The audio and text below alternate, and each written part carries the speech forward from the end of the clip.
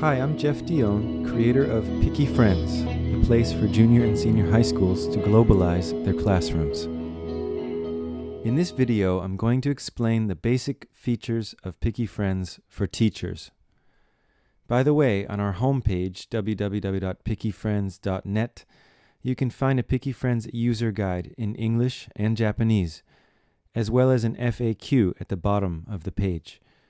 They're both really helpful for most questions you might have. So, let's imagine that Jane Smith is a junior high school teacher. She signed up from our homepage and has just been accepted as a teacher member of PikiFriends. So first, Jane logs in. She clicks the login button on the homepage and enters her username and password and clicks Go. Now she's in the PikiFriends world. This is the backstage area. It's the control center. The first 5 buttons from left to right, New, Blogs, Images, Friends, and About Me, are the same features for students too. To learn how to use them, please see the Basic Features for Students video. The last 2 buttons on the right, Proofreader and School Organizer, are for teachers only. So first, teacher Jane goes to the School Organizer. This is where Jane can manage all of her students and teachers in her school. The first thing Jane does is build the structure of her school. Let's say Jane's school has 2 grades, 7th grade and 8th grade. So she clicks Add Grade. Click the pencil to change the name, and click it again to save. She does it again for 8th grade. Jane's school is small. There are only 2 homerooms in each grade. So Jane clicks Add Classroom and changes the names to the homeroom teachers' names.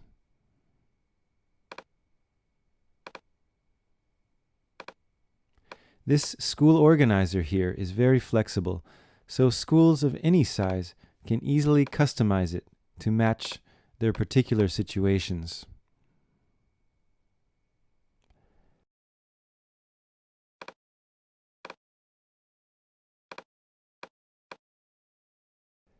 Now the structure of Jane's school is finished. Jane wants to add students. She clicks the Student Manager button. On the left, you can see her school structure, 7th and 8th grade, and the 4 classrooms. On the right side, Jane can easily create her student accounts. First, she clicks Add Student. She can enter her student's first and last name, or she is free to use a fake name if she wants her students to remain completely anonymous. It's up to her. Next, she enters a username, and she uses the default password. She can change the password now or anytime later. Finally, when Jane clicks Go, her student account is active. It's that simple. Notice that you don't need to enter any contact information for students. Now, Jane's next step is to move her students to the right classrooms, because now they're unassigned. It's as if the students are roaming the hallways of her school. It's very easy. Let's move John Doe to Mr. Bloom's class. First, Jane clicks Mr. Bloom's classroom on the left side. Then, on John Doe's account, she clicks Set Class to Mr. Bloom.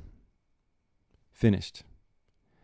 Now, John Doe's account is assigned to Mr. Bloom's class. By the way, the teacher now has the option to put John Doe's account on hold, which prevents him from logging in. So why do we need to assign students to classes on PikiFriends? The answer is in the school organizer, so let's go back there. When we click the icon for Mr. Bloom's class, we can see a lot of information about our student John Doe. For example, how many blogs and images he has. We can also see his username, password, and more. And we can download this information anytime by clicking Download CSV, which is just a file that can be opened with a spreadsheet application like Excel. So, by using the school organizer correctly, teachers can keep track of what students are doing and use it to assess their progress in various ways. Now, Jane wants to add another teacher from her school. She can add teachers in the Teacher Manager area. This area is simply a place to add or delete teacher accounts in your own school. However, unlike adding student accounts, to add a teacher, you must write their email address, and teacher accounts must be approved by PikiFriends first. This is because teacher accounts have total control over their students, so we have to carefully verify each teacher account. So that's basically it for the school organizer area. Now we'll show you the proofreader area. The proofreader is the place where you can check your own students' blogs. So let's take a look. It says select class to left. Now you can see all of the classes that we entered for Jane's school here. Now we know John Doe is in Mr. Bloom's class, so maybe he wrote a blog. Let's check it out. Click on Mr. Bloom, and there it is. We can see John D. wrote this one blog here. So we click that, and we can see on the top his blog body. I'm really exited to go surfing. And on the bottom, we can see it again, and we can edit this part.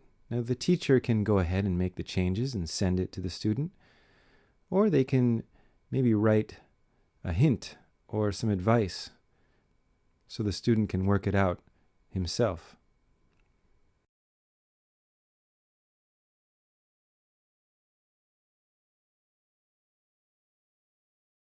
So let's send this.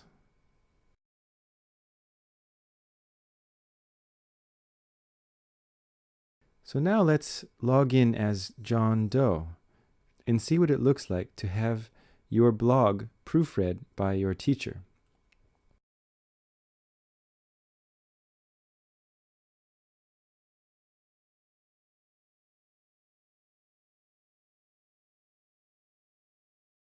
So here we go to John D's blogs area, and you can see there's this blue button called proofread or proofread. When you click on that, we can see Jane Smith, the teacher's name, and the message that we just wrote. John, there's a spelling mistake. Please check and fix it.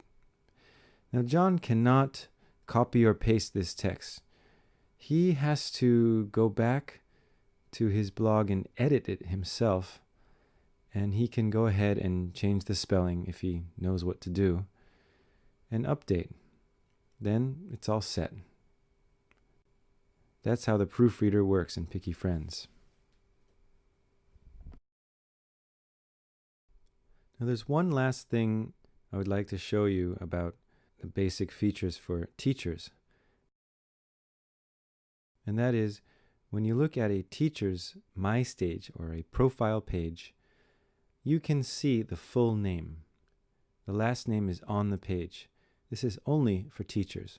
For students, the last name does not appear, only the first letter of the initial. So that's it for the PikiFriends teacher features. Thanks for listening.